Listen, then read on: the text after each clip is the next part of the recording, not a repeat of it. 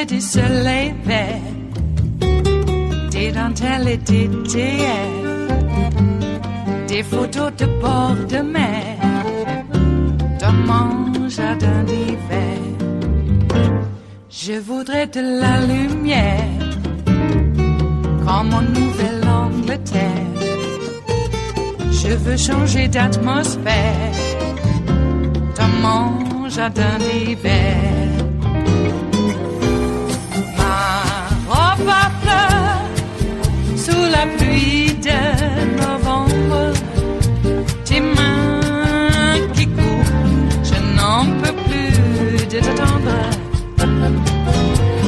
Les années passent, il est loin, là je tombe. Nul ne peut nous entendre. Je voudrais du Fred Astaire, revoir un latte. You think that President Trump is being judged fairly? No, actually, that's an unfair question, because you're asking me to pass judgment on the press's treating of the President of the United States. It may be unfair, but numerous times you've commented and criticized or contradicted what the president says. So do you think he's being judged fairly? Well, it depends on what you mean. I mean, I work in the White House, and I believe that everyone there is doing everything they possibly can. Thank you. To do what they need to do.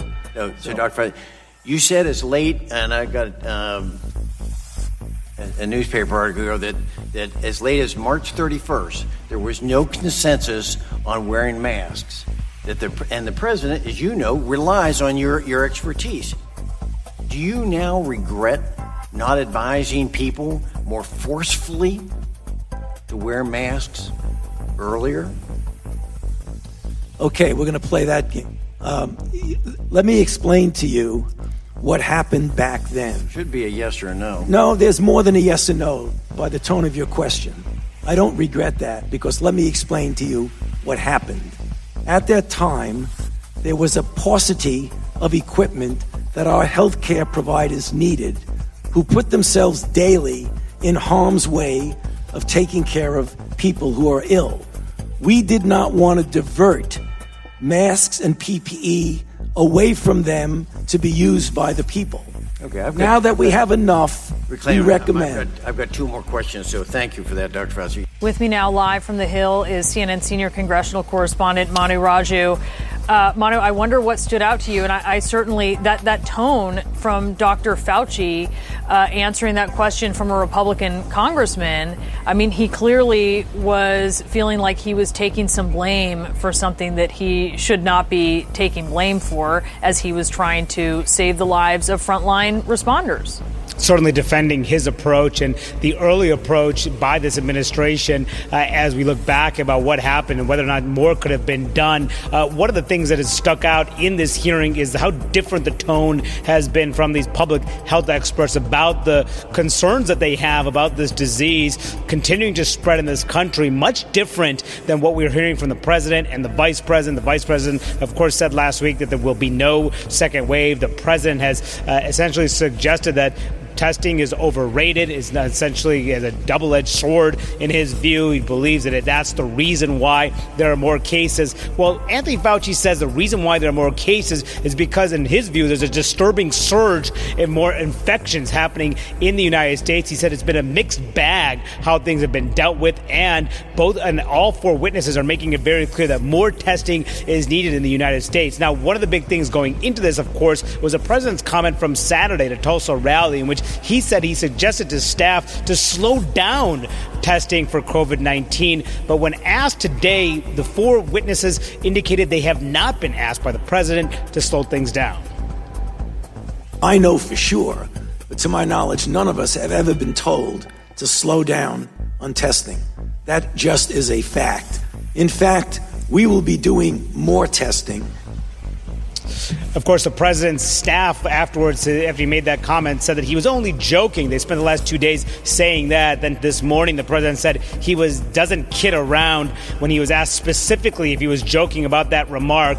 But the person who's in charge of testing for this administration, Admiral Brent Giroir, testified that more testing is needed. He said the only way that we'll be able to understand this disease and who is infected and who can pass it is to do the appropriate contact tracing, as well as to test as many people as possible. So that is the message. They want to test 40 to 50 million people per month by the fall. This far, we've only had 27 million tests that have happened in the United States up to this point. So a dramatic push needed by this administration that is being voiced by the administration officials that states need to undertake and needs to happen in order to safely reopen. Much different than what we're hearing from the president. Brianna. Certainly is. Manu, thank you for that report from the Hill. President Trump has just landed in Arizona today. That's where he's going to be holding a number of events. And it's happening in a state where coronavirus cases are just surging. After making a stop at the border wall, he heads to Phoenix to address thousands of young supporters inside of a church. No masks required for that event, which the mayor says violates safety rules against large gatherings. All of this happening in a state that is quickly becoming a hotspot for the coronavirus outbreak. Today, setting a new single-day record with more than 3,500 new cases and 42 deaths. Before leaving for Arizona, President Trump insisting he was serious when he said he asked his administration to slow down coronavirus testing. Of course, this contradicts claims from his top advisors who say the president was just joking. It was a comment that he made in jest. It's a comment that he made in passing. You know, it was tongue-in-cheek. Did the president? Come on now. That was tongue-in-cheek. Please. I don't know that it was tongue-in-cheek at all. I know it was tongue-in-cheek. He has said similar things for months. Tongue-in-cheek. He has said similar things for months. It was clearly, I understand that there's not much of a sense of humor at CNN Center, but the president was joking. I'm not surprised that you're either unable or unwilling to understand that the president had a tongue-in-cheek remark there. I don't kid. Let me just tell you. Let me make it clear. CNN's Jim Acosta is traveling with the president in Arizona. And yesterday, Jim, the administration said he was joking. Today, he says he's serious. Also today, his top health officials are saying they haven't been asked to slow testing. Set this straight for us, because heads are spinning trying to figure this out. Yeah. I'm not sure we have enough time to set it straight, Brianna, but you're right. This has been tying the president and his top advisors into knots over the last couple of days. We can tell you that the president just arrived here in Yuma, Arizona. He's going to be making a trip out to the border in just a short time from now to go check on the progress of his border wall that's being built along the border of the U.S. and Mexico. Kayleigh McEnany, the White House press secretary, was just asked about this during a gaggle on Air Force One.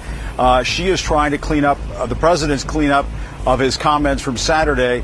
And she said just a few moments ago that when the president said earlier today, I don't kid, he was trying to make a serious point, she says, about the importance of testing. And so those are the latest comments coming from the White House press secretary. But as Manu was just laying out, and as you just laid out a few moments ago, they are essentially in cleanup mode right now. They're in damage control mode right now because, as the president said on Saturday, he instructed officials inside the administration to slow down testing.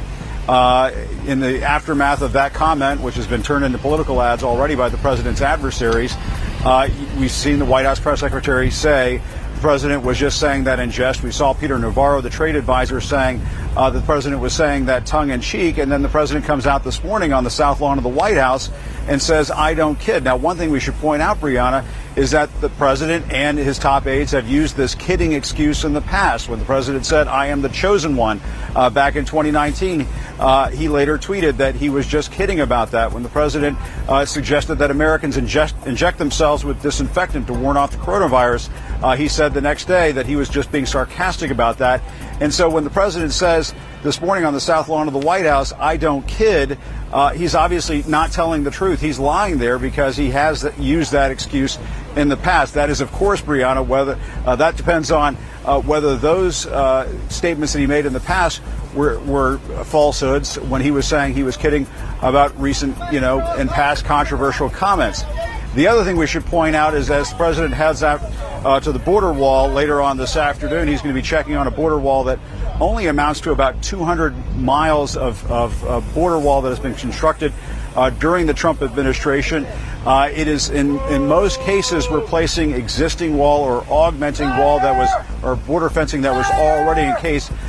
There's really only been a few miles of actual new wall that has been built during the Trump administration. And so we'll hear from the president in just a short while from now while he meets with border authorities, and we'll have more on that as it develops. Brianna.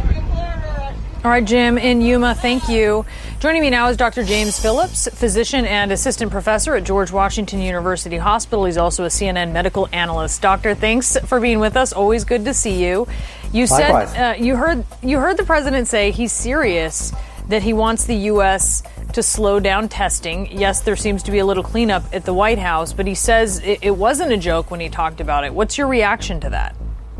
I want a clear answer as a citizen, as a constituent, as someone the president works for. I would like to know the truth, that if he did say that, to whom did he say it? 4 people have said it wasn't them, but there are others, Secretary Azar, some other folks that maybe he was referring to. And if he's going to say something so idiotic and so contrary to the things that we've been working so hard to do, I think that we deserve answers as citizens. As a doctor, it's just absolutely alarming. It is Wednesday, the 24th of June of 2020, and you are in West Coast Cookbook and Speakeasy. I am your chef de cuisine, Justice Putnam. Gunner, the English Bulldog, is our snoozing sous chef. And our daily special is Smothered Benedict Wednesdays. Don't get any wrong ideas. It's merely a lovely egg dish with an equally lovely and so velvety hollandaise sauce. Not cloying, okay? But just right. In the Manhattan style, I might add. So, the FBI investigated Bubba Wallace's garage stall and determined that the noose was a door pull. Wow. And now, Bubba Wallace is feeling the wrath of NASCAR racers who want him lynched. Yeah, they are actually writing that for the world to see. So much for NASCAR rallying around their only black driver in the Cup Series. Well, I presume Jimmy Johnson and Richard Petty are still on Bubba's side.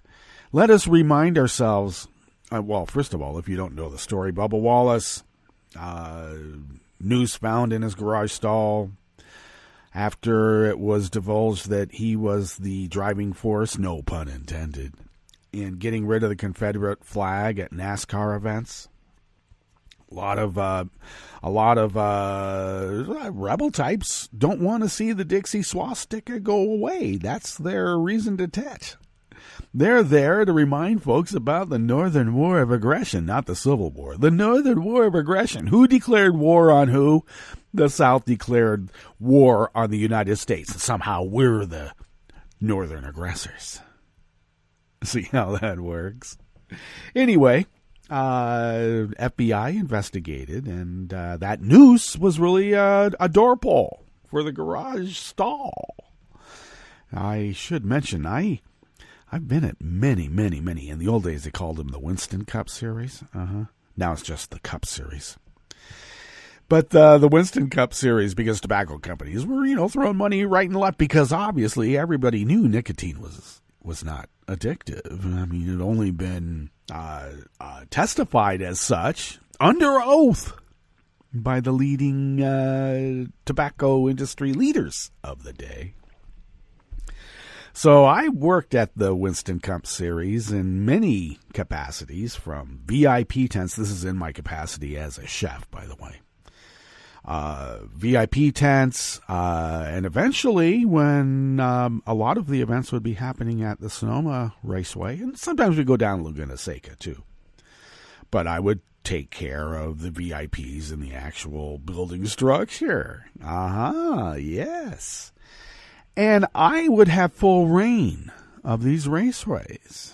And I've been in the pits and I've been in garage stalls. I got to tell you, I've never seen a door pull in the fashion of a noose. Bubba Wallace had one apparently, and that he hadn't noticed before. Maybe it was because they were just getting ready to race at Talladega, and he hadn't seen that at Talladega. Maybe they have that there all the time. Maybe it's like the black lawn jockeys, which I was corrected that the black lawn jockey is not a racist symbol, even though a lot of racists love having them. But they were beacons to show the path and the safe space along the Underground Railroad when black slaves were escaping their slavery. Well, it's been appropriated by racists, and it looks like a racist. In the possession of those types, it sounds pretty racist to me. And the other, well, that's different. That would be on a shelf in a museum then, wouldn't it? Mm-hmm. Anyway, if this door pull is actually what they say it is a door pull, I gotta tell you, there's been a lot of black guys lynched over the years with door pulls. It looked like a noose to me. And as we round out the story, Bubba Wallace is feeling the wrath of these racists who said, he set it up. He put it there. Well, Bubba hadn't even arrived to the raceway, and it was discovered by NASCAR officials. And they're the ones who turned it into the FBI, not Bubba Wallace. Bubba Wallace was told about it after it had been reported to the FBI, not by Bubba Wallace. But Bubba Wallace will feel the wrath of all the racist whining now. That black guy, he just set it up. He's a socialist. Soros probably pays him. Yeah, that's what we're going to be getting now. Jeez Louise. And now I've got the classic argument that it's not racism, it's classism. There's very little racism in this country. Yeah, tell it to George Floyd. Tell it to Breonna Taylor. Please. No racism in America. It's all classism. If that was the case, really, if that was the case, if it's just classism, then we wouldn't have had to go through 8 years of the only black president of the United States questioned on his birth certificate if he was really an American. Yeah, that's about class. No, that's about race. We wouldn't have hella rich-ass black basketball players, for instance, slammed to the ground by NYPD for being black. Wearing a hoodie. Must be something wrong. Being rich and black is not a guarantee of being discriminated against because you are black. No racism in America. It's systemic racism. It's so systemic. The systemic racists are incapable of seeing the systematic racism in this country. They don't. And if history is any measure, they never will. What's on the rest of the menu here? In the Bistro Cafe of West Coast Cookbook and Speakeasy, Smothered Benedict Wednesdays at the top. Dr. Anthony Fauci was not very happy when asked about his responsibility in making sure masks were not given out. Yeah. Okay, well, since the cupboard was bare, and how did that happen? Yeah, Trump sold off our emergency supply, and we needed these masks and ventilators for our first responders. He was not very happy. Dr. Fauci does not want to play that game, but he knows how to play it pretty damn well, doesn't he? Oh, yeah. On the rest of the menu, Iowa regulators found no violations at the Tyson plant that suffered a deadly outbreak of COVID that killed 5 workers because of a lack of safety measures. They found nothing wrong. Just the way it is. Oops.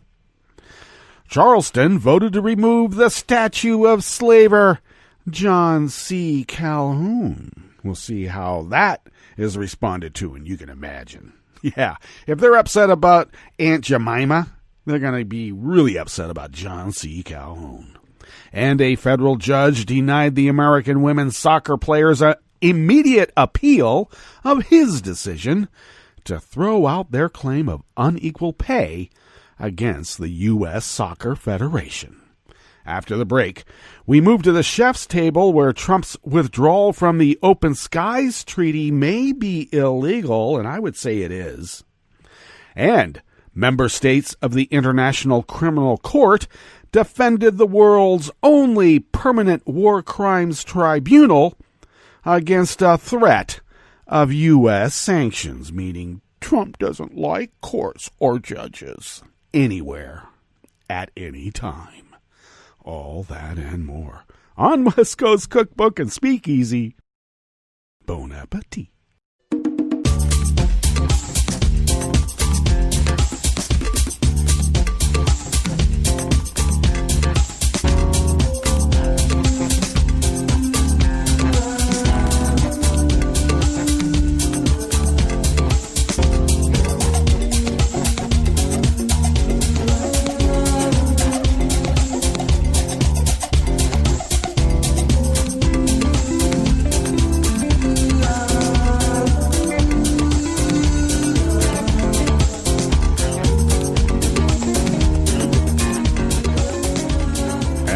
Bottom of our homepage at netrootsradio.com. To the rightish of the page is our chat room link, and that chat room is monitored by Kelly Lincoln, and Kelly does a lot more than just that. Oh, she'll be getting her laptop back on Friday with a new battery. Couldn't happen fast enough, and thank you, Kelly, for everything that you do. If you would then take a look to the leftish of the page at the bottom of our homepage at netrootsradio.com, you will then locate the button, the link to our Patreon page. And if you could become a recurring Patreon of Netroots Radio, it really helps us pay our bills and, of course, get the needed machinery and software to keep this powerhouse of resistance resisting as the founders originally intended. We've been doing this for almost 10 years now. Continuous 24/7, 365 resistance radio. And we have been able to do it because of your generosity. If you could afford, and there are people who do this, if you could afford an espresso-type coffee drink and send those funds our way, we have great experience, almost 10 years now, of stretching those dollars beyond compare and paying our bills, flying under the radar, because that's how you got to do it. And we continue resisting in the way that we know how. And this is more than just a couple of cans and a string, all right? Just a little bit more. So thank you for your generosity in allowing us to fulfill our civic duty as the founders originally intended, and they did. They absolutely did. If you would like to follow Netroots Radio on Twitter, do so at Netroots Radio. Tom takes care of that and also so much more, and thank you, Tom, for all that you do. Follow me on Twitter at Justice Putnam. And I post the show notes and links diary about 10 minutes before showtime and put that out on social media, of which Twitter is part. Fancy that. Hey, Jack, finally, you put the clamps on Trump and his calls for violence. I mean, he's been violating your terms of use for, well, since he started. About time. Thank you, Jack. If you would like to follow Netroots Radio if you would like to follow West Coast Cookbook and Speakeasy on Twitter, do so at Cookbook West. And pick up podcasts by way of Spreaker, Stitcher, TuneIn, iHeart, YouTube, iTunes, and wherever podcasts can be found. Wherever. All right. Let's dive into this first offering here in the Bistro Cafe of West Coast Cookbook and Speakeasy. Smothered Benedict Wednesdays comes out of the Associated Press by Ryan J. Foley. Iowa regulators say they found no workplace safety violations at Tyson's largest pork processing plant, which employed several people who died after contracting coronavirus. The Iowa Occupational Safety and Health Administration, OSHA, closed its inquiry into the Tyson plant in Waterloo earlier this month without sanctioning the meat company. County officials and workers have alleged that in March and part of April, workers did not have adequate personal protective equipment to stop the spread of the virus and were not socially distancing. The company says it has taken numerous safety steps since then, including requiring masks, screening for symptoms, and frequent testing, but only after about 5 people died. No problem. Black Hawk County has said that more than 1,000 of the Waterloo plant's 2,800 workers have tested positive for the virus by early May. The AP has confirmed that at least 5 workers have died after getting the virus. Most recently, a 44-year-old maintenance worker who died on Memorial Day after a lengthy illness of COVID-19. The other deaths have included a 65-year-old laundry department worker, a 58-year-old Bosnian refugee, and a 60-year-old Latino father and a refugee from the Congo. You know, little people, they don't matter. Iowa health officials have not released the number of meat-packing workers who have died because of the virus in Waterloo or at other plants, because that would make Trump look bad, wouldn't it now? Iowa OSHA said it inspected the Waterloo plant April 20th after Democratic lawmakers filed a complaint alleging that unsafe working conditions caused the outbreak, which devastated the broader community. Within days, the plant suspended operations and reopened about 2 weeks later with new safety protocols, and one of those is blaming the Chinese for everything. It wasn't our fault, it was the Chinese. Iowa OSHA Administrator Russell Perry said in a letter dated June 11th that his agency found, quote, no violations of the Iowa Occupational Safety and Health Standards on the date of the inspection. Spoken like a true lawyer.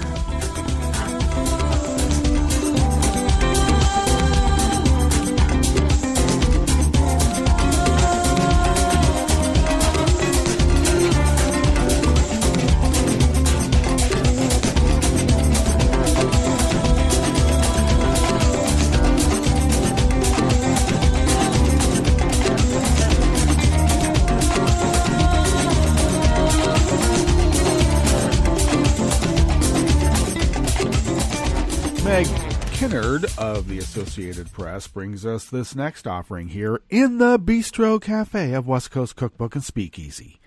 Officials in the historic South Carolina city of Charleston voted unanimously yesterday, Tuesday, to remove a statue of former Vice President and slavery advocate, you mean slaver, John C Calhoun, from a downtown square. The latest in a wave of actions arising from protests against racism and police brutality against African Americans. Council members approved the measure 13-0 at a late day meeting. Oh, you mean there was still sunlight? They're supposed to do this in the dead of night. What kind of politicians are they?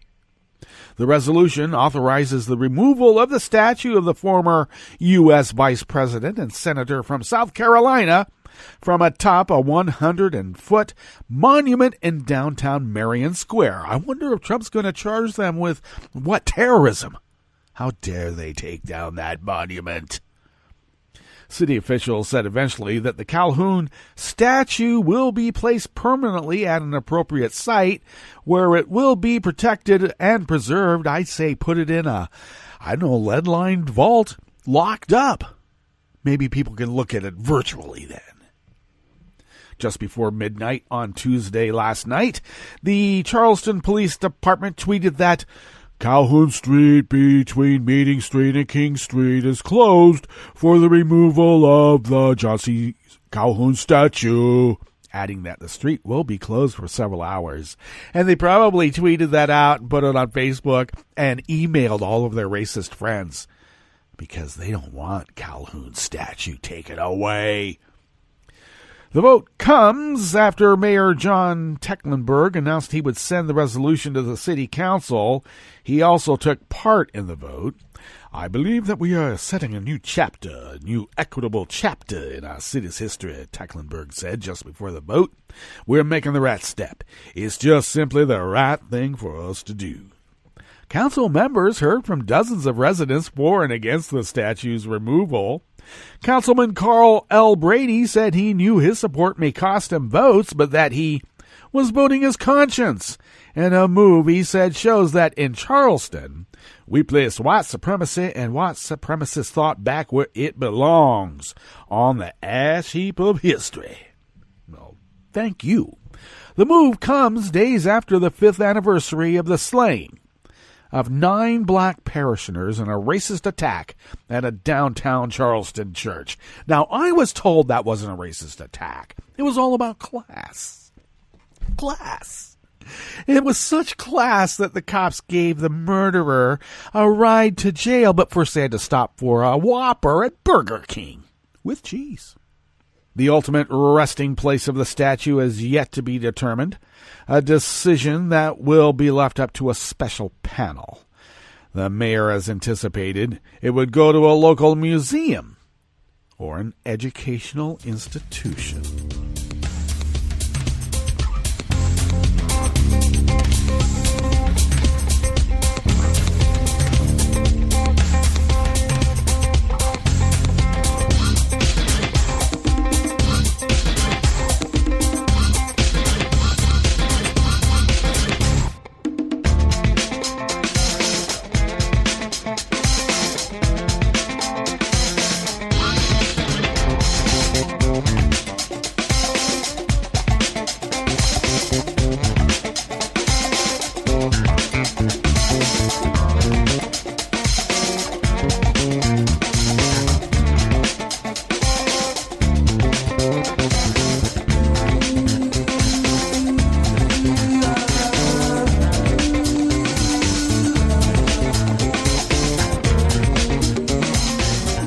Ronald Blum of the AP brings us this final offering here in the Bistro Cafe of West Coast Cookbook and Speakeasy, Smothered Benedict Wednesdays.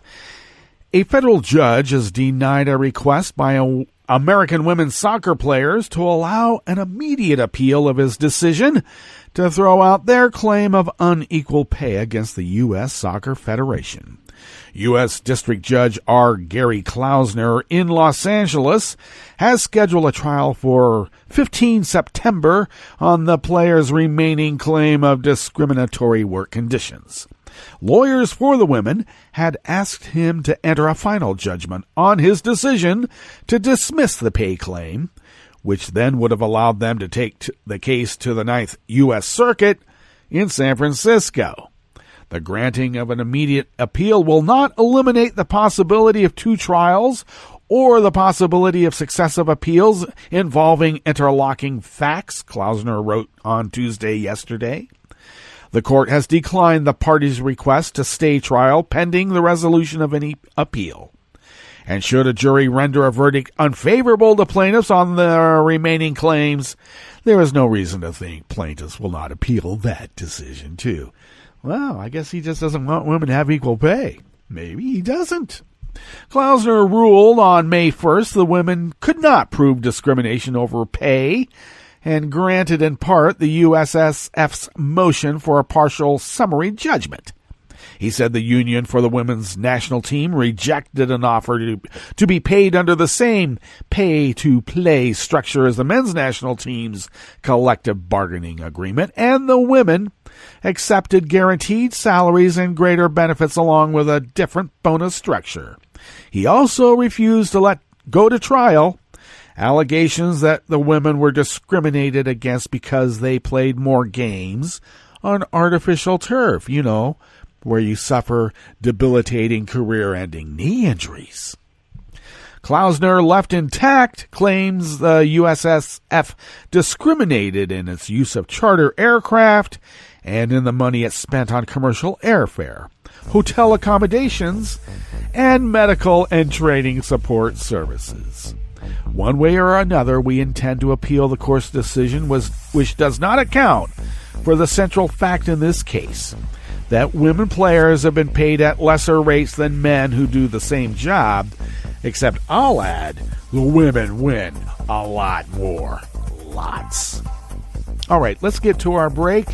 And when we get back from that break, we are going to go through weather from around the world. And we will finish up with the stories that we have curated for you today. You are listening to West Coast Cookbook and Speakeasy. And we will be right back. You are listening to netrootsradio.com. Please hang up and try again.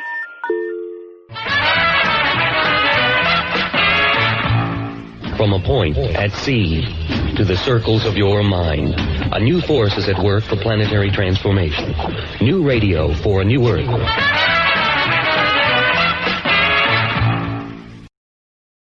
This is Take Two Movie Review. I'm Clinton Johnston. This week, Parts of Darkness. Spike Lee's The Five Bloods is a film about confronting past conflicts and traumas, personal pasts, racial pasts, nations' pasts, so it's appropriate, I hope, to look at the film's artistic and production pasts. So when Lee made Black Klansman, it was based on a script by two white writing partners who found Ron Stallworth's memoir, adapted it to a screenplay, and approached Jordan Peele. Peele, after Get Out, was hot enough to connect these guys with Spike Lee, who put his spin on the flick with his writing partner since Chirac, Kevin Willmott. Thus, Black Klansman. Lee's latest film, The Five Bloods, has a story that's a little more involved. Danny Bilson and Paul DeMeo were two European-American friends and writing partners. They did Disney's Rocketeer in '91, but they'd always wanted to do a Vietnam War film, partly because their old screenwriting teacher was John Milius, who wrote Apocalypse Now. So they wrote this script, very Milius-influenced, about four vets, three European-Americans and one African-American, who returned to Vietnam to find the remains of a fallen comrade and to get a hidden cache of gold. Originally, DeMeo and Bilson had hooked Oliver Stone to shoot their script. One of their producers suggested a more Treasure of the Sierra Madre vibe with the gold, and so the script shifted that way. Then Stone dropped out. Our boys eventually hooked Lee, who reworked the script with Kevin Willmott to being about four vets and one vet's son, all of them African-American, because Lee and Willmott knew what a lot of people don't talk about, that Vietnam was America's Black War, the first U.S. war to have desegregated combat, the first war where the percentage of enlisted blacks was higher than the percentage of blacks in the U.S. population. This background is important because it explains, at least to me, the cool pieces in front of me that didn't quite gel. Still, The Five Bloods is a great idea, it needed to be done, and Spike Lee was the one to do it. This has been Take Two Movie Review. I'm Clinton Johnston. Catch up with us at TakeTwoMovieReview.com and feed us back on our channel on YouTube.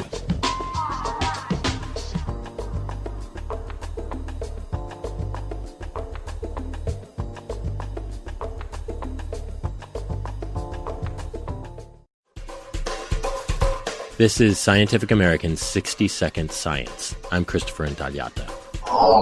When you walk on a sandy beach, it takes more energy than striding down a sidewalk because the weight of your body pushes into the sand. Turns out, same thing is true for vehicles driving on roads. The weight of the vehicles creates a very shallow indentation or, deflection in the pavement, and it makes it such that it's continuously driving up a very shallow hill. Jeremy Gregory, a sustainability scientist at MIT. His team modeled how much energy could be saved and greenhouse gases avoided by simply hardening the nation's roads and highways. And they found that stiffening 10% of the nation's roads every year could prevent 440 megatons of carbon dioxide equivalent emissions over the next 5 decades. That's enough to offset 0.5% of projected transportation sector emissions over that same time period. To put those emissions savings into context, that amount is equivalent to how much CO2 you'd spare the planet by keeping 1 billion barrels of oil in the ground, or by growing 7 billion trees for a decade. The results are in the Transportation Research Record. As for how to stiffen those roads, Gregory says you could mix small amounts of synthetic fibers or carbon nanotubes into paving materials, or you could pave with cement-based concrete, which is stiffer than asphalt. And it's worth noting here that the research was funded in part by the Portland Cement Association. This system could also be a way to shave carbon emissions without some of the usual hurdles. Usually when it comes to reducing emissions in the transportation sector, you're talking about changing policies related to vehicles and also, driver behavior, which involves millions and millions of people. As opposed to changing the way we design and maintain our pavements, that's just on the order of, thousands of people who are working in transportation agencies. And when it comes to retrofitting our streets and highways, those agencies are where you might say the rubber meets the road. Thanks for listening. For Scientific American's 60-Second Science, I'm Christopher Intagliata. This program is presented by the Centers for Disease Control and Prevention. Colorectal cancer is the number 2 cancer killer of men and women in the United States, but it is preventable. Early on, colorectal cancer typically has no symptoms. It starts with a precancerous polyp or abnormal growth in the colon, which can be removed without surgery. Several tests are available to find these polyps, so they can be removed before they turn into cancer. Screening also finds colorectal cancer early when treatment works best. Recommended screening for adults at average risk begins at age 50 and continues until age 75. Learn about screening test options and find out which tests are covered by insurance. Talk to your healthcare provider about when you should be screened and discuss the best tests for you. For more information about colorectal cancer prevention, please visit cdc.gov/vital signs. For the most accurate health information, visit cdc.gov or call 1-800-CDC-INFO. Hi, I'm Tom Hartman, and since you're listening to netrootsradio.com, show your progressive side and go to the donate button on the bottom of the homepage. It's progressives like you who power Netroots Radio and keep the progressive message beaming everywhere 24 hours a day. Just go to our donate button at the bottom of netrootsradio.com. Thank you for keeping progressive radio at full power.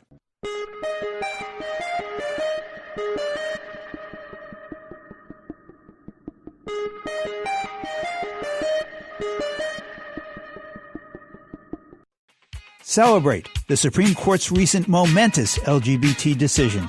I'm Lily Ledbetter, and this is a Civil Liberties Minute with ACLU attorney Bill Newman. The court held in Bostock versus Clayton County, Georgia, that an employer who fires a person for being gay or transgender commits a violation of Title VII of the Civil Rights Act of 1964, which prohibits employment discrimination because of race, color, religion, sex, and national origin. The decision was 6-3. The case, actually there were 3 cases with similar facts, involved employers who fired longtime employees after the employee revealed that they were gay or transgender. The 6-justice majority opinion says, quote, "Judges are not free to overlook plain statutory commands. In Title VII, Congress adopted broad language making it illegal for an employer to rely on an employee's sex when deciding to fire that employee. We do not hesitate to recognize today a necessary consequence of that legislative choice. An employer who fires an individual merely for being gay or transgender defies the law." Time to celebrate.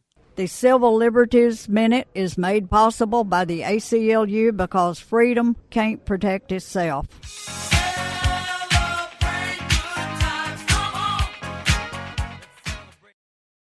I'm Rick Smith, and this is Labor History in 2.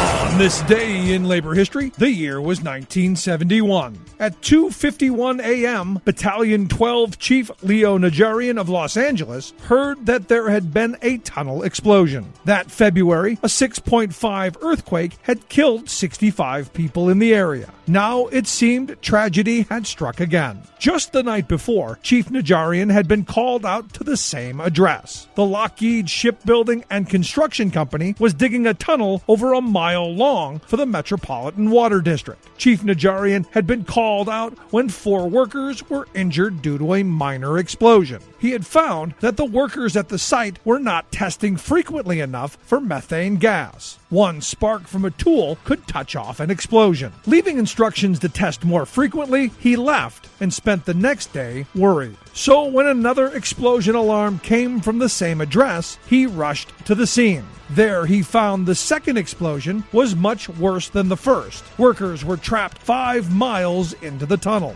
Rescue workers attempted to reach the trapped miners through a vent shaft near their position. Paul Badgley, a miner at the scene, was part of 4 rescue attempts. He described the heartbreaking effort, stating, quote, "The first time we went in there, I could hear the guys hollering for help. The third and fourth time, I couldn't hear them. It's a hell of a feeling not being able to help them when you hear them hollering." 17 workers lost their lives. In the aftermath of the tragedy, the Lockheed Company was put on trial and fined heavily for their negligence. California passed stricter mining and tunnel laws and established a state occupational safety and health administration. 19 Los Angeles firefighters were awarded the Medal of Valor for their bravery. For more information, go to laborhistoryin2.com, like us on Facebook, follow us on Twitter at laborhistoryin2. This is Solidarity News on Radio Labour. I'm C. Marie Ainsborough.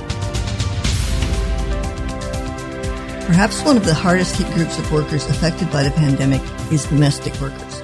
There are more than 60 million domestic workers in the world. About 11 million of these are migrant workers. They are represented at the world level by the International Domestic Workers Federation. The IDWF's president is Myrtle Witbooi from South Africa. She spoke recently to a webinar held to discuss the plight of the world's domestic workers. She mentions Convention 189, which is an international law designed to protect domestic workers, devised by the UN's International Labour Organization. I think that the IDWF is facing the biggest challenge since our launch in 2013. We are facing domestic workers that is losing their jobs, thousands of domestic workers. We are facing undocumented workers that has got no access to social security or funding. We are facing unemployment fund that is not reaching to domestic workers. And we are facing employers that is threatening domestic workers with no work, no pay. We are finding many of our domestic workers locked out of workplaces, sitting on the streets. We are finding domestic workers that have got nowhere to go because they can't go back to their countries. So at this moment, we are facing with how are we going to reach many of those workers? How are we going to let our governments listen to the plight of the workers?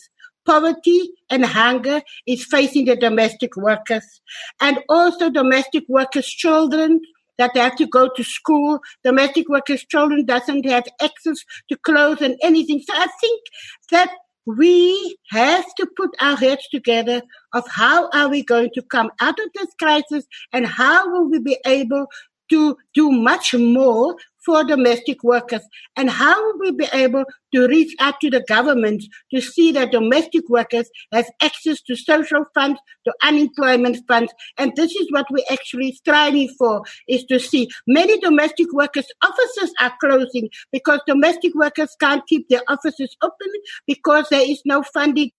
Another participant in the webinar held on June 16th, the International Day for Domestic Workers, was Marieke Koning.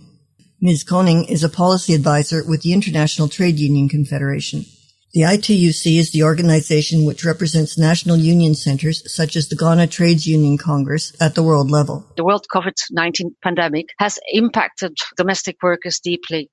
The majority are women and many belonging to marginalized communities. And this shows the profound relevance of ratifying and implementing ILO Convention 189.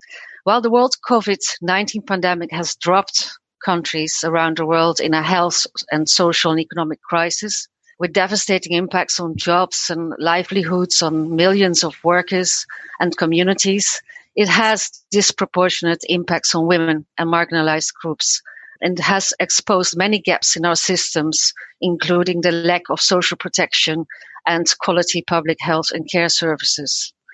Across the world, the domestic workers are left out of relief or assistance plans and response packages of governments. So they have no compensation for income loss. And in the case of migrant domestic workers, we've seen horrific cases where they were dumped on the streets and leaving them without any home to stay or income to buy food. So there's an urgent need to provide assistance, protection, and income security to domestic workers. Domestic workers are in the front lines, and while frontline workers are in highly feminized sectors such as health and care services, domestic work, food, and so on, are working tirelessly to keep our societies going. So they are experiencing increased exposure to gender-based violence. Health and care workers over 70% of whom are women, are experiencing trauma and psychological impacts on a daily basis, and many have been and still are lacking the necessary personal protective equipment. You can learn more about the working conditions of domestic workers at idwfed.org. I'm C. Marie Ainsborough. Thank you for listening.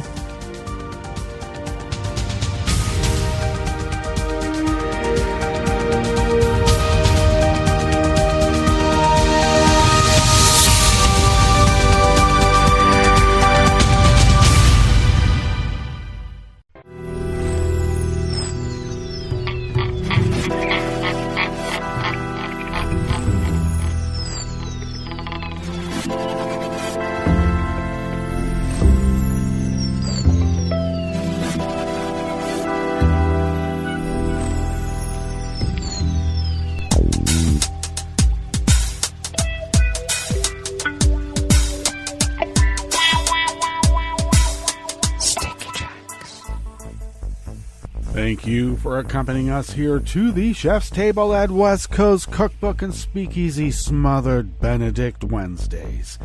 We always begin, whether from around the world, along the banks of the Rogue River, in the Rogue River Valley of Southern Oregon on the west coast of the continental United States of America, where it is currently 71 degrees Fahrenheit.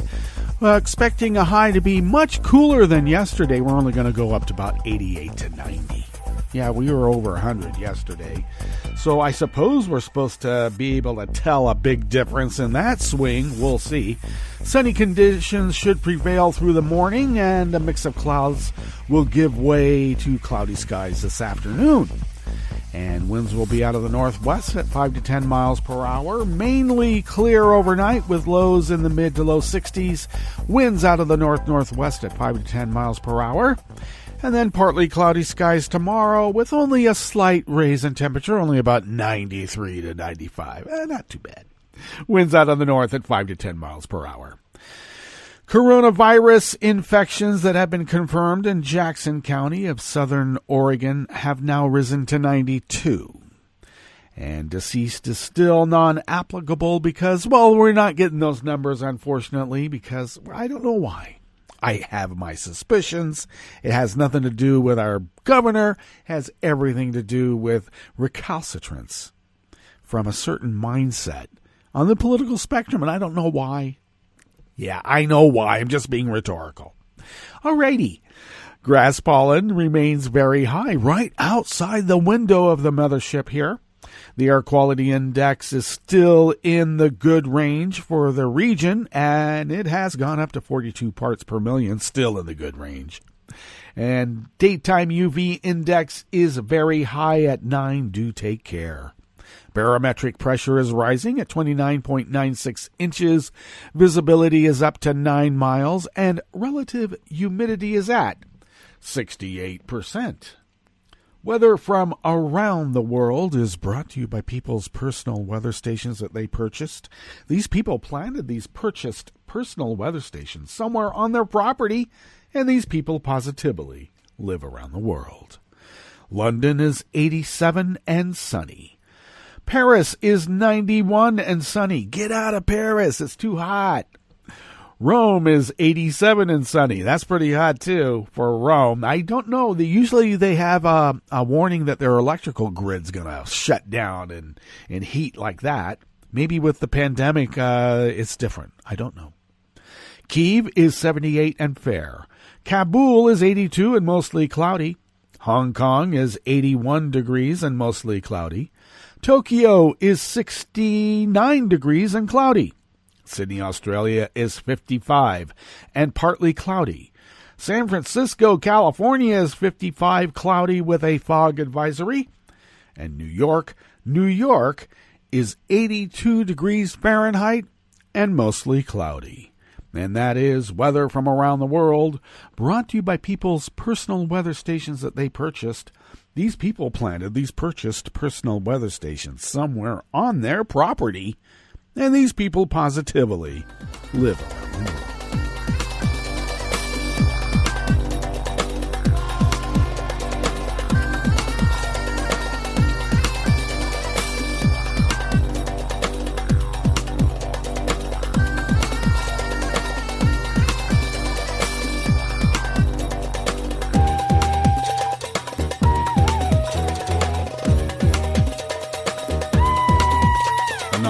Worker bees at Reuters bring us this first amuse-bouche here at the chef's table at West Coast Cookbook and Speakeasy. Senior U.S. Senate Democrats on Monday accused Trump's administration of violating the law when it declared his intention last month to withdraw the United States from the Open Skies Treaty. In a letter to Secretary of State Mike Pompeo and Secretary of Defense Mike Esper, the Democrats said the administration had not given the legally required 120 days advance notice to Congress before beginning the withdrawal process. The United States announced on May 22nd that it would withdraw from the 35-nation Open Skies Treaty, allowing unarmed surveillance flights over member countries. It was the Trump administration's latest move to pull the country out of a major global treaty. The administration said Russia had repeatedly violated the pact's terms, so we're going to allow Russia to have even more. I don't know the logic. Well, actually, I'm being rhetorical. The letter from Senate Democratic leader Chuck Schumer and Senators Bob Menendez, Mark Warner, and Jack Reed, the top Democrats on the Foreign Relations Committee, the Intelligence Committee, and the Armed Services Committee, called on the administration to immediately discontinue efforts to withdraw. It also suggested that Trump's decision may have been politically motivated because it took place less than 5 months before he is up for re-election, and that's always in November. Beginning the U.S. withdrawal from the Open Skies Treaty without complying with U.S. domestic law or constitutional practice is an obvious political maneuver in an attempt to bind a future administration, the letter said. Officials from the White House, Department of Defense, and State Department did not immediately respond to a request for comment because they never do.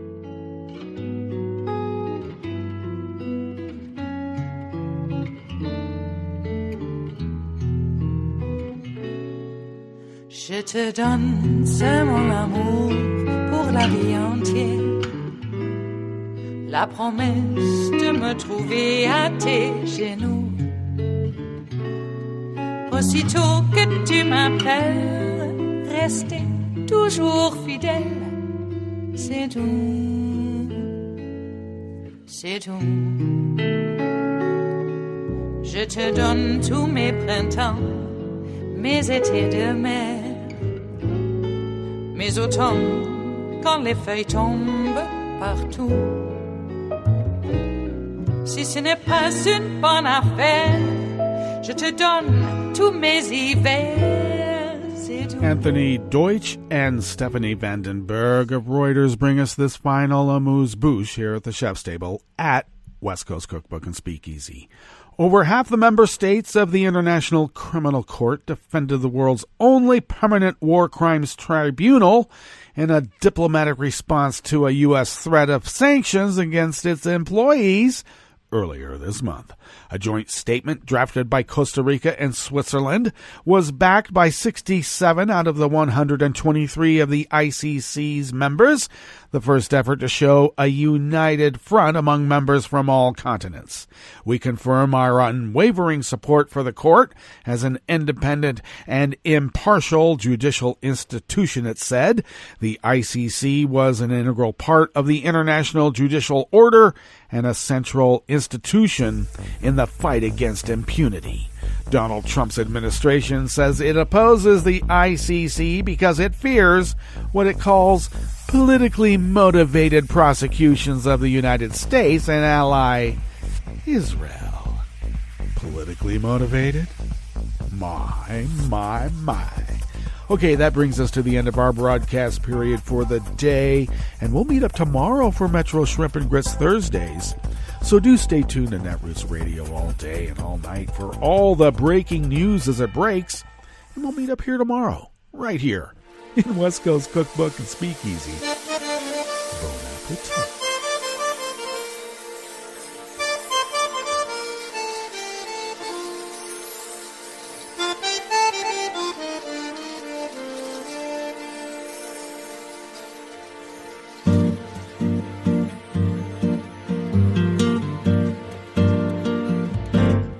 Je voudrais du soleil vert, des dentelles et des théâtres, des photos de bord de mer, dans mon jardin d'hiver. Je voudrais de la lumière, comme en Nouvelle-Angleterre. Je veux changer d'atmosphère, dans mon jardin d'hiver. Ma fleur sous la pluie de novembre, tes mains qui courent, je n'en peux plus de t'attendre. Les années passent, qu'il est loin, là je tombe. Nul ne peut nous entendre. Je voudrais du Fred Astaire, revoir un latte Goël. Je voudrais toujours te plaire, dans mon jardin d'hiver. Je veux déjeuner par terre, comme au long de golfe clair, t'embrasser les yeux ouverts, dans mon jardin d'hiver.